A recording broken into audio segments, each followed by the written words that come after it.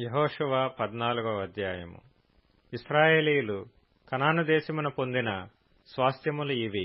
మోషే ద్వారా యెహోవా ఆజ్ఞాపించినట్లు యాజకుడైన ఎలియాజరును నూను కుమారుడైన యెహోషువయు ఇశ్రాయేలీయుల గోత్రము యొక్క పితరుల కుటుంబముల ప్రధానులను చీట్లు వేసి 9 గోత్రముల వారికిని అర్ధగోత్రపు వారికిని ఆ స్వాస్థ్యములను పంచిపెట్టిరి.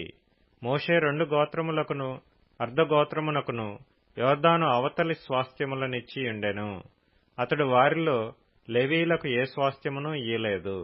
యోసేపు వంశకులగు మనష్షే ఎఫ్రాయిములను 2 గోత్రముల వారు నివసించుటకు పట్టణములను వారి పశువులకును వారి మందలకును ఆ పట్టణముల సమీప భూములను మాత్రమే కాక లేవీయులకు ఆ దేశమున ఏ స్వాస్థ్యము ఇయ్యలేదు. యెహోవా మోషేకు ఆజ్ఞాపించినట్లు ఇశ్రాయేలీయులు చేసి దేశమును పంచుకొనిరి.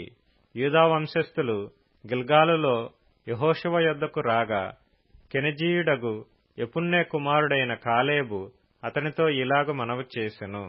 కాదేషు బర్నేయలో దైవజనుడైన మోషేతో యెహోవా నన్ను గూర్చియు నిన్ను గూర్చియు చెప్పిన మాట నీవెరుగుదువు.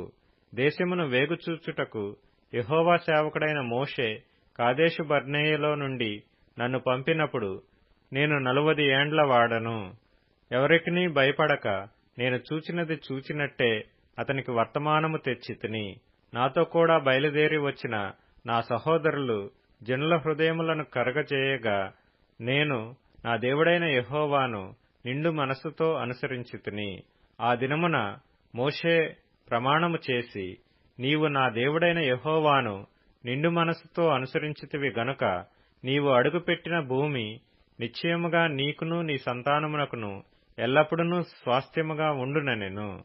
యెహోవా చెప్పినట్లు యెహోవా మోషేకు ఆ మాట సెలవిచ్చినప్పటి నుండి ఇశ్రాయేలీయులు అరణ్యములో నడిచిన ఈ 45 ఏండ్లు ఆయన నన్ను సజీవునిగా కాపాడియున్నాడు.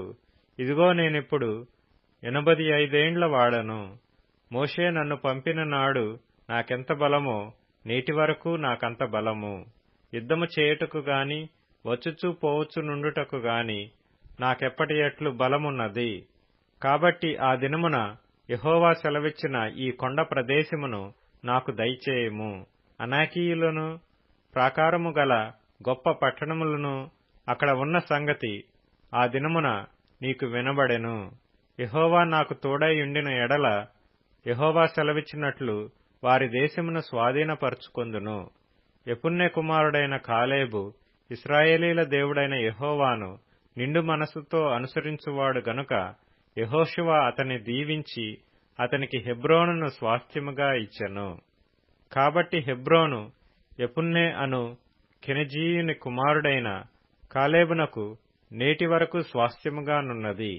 పూర్వము హెబ్రోను పేరు కిర్యతర్బా.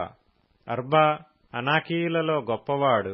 అప్పుడు దేశము యుద్ధము లేకుండా నెమ్మదిగా ఉండెను.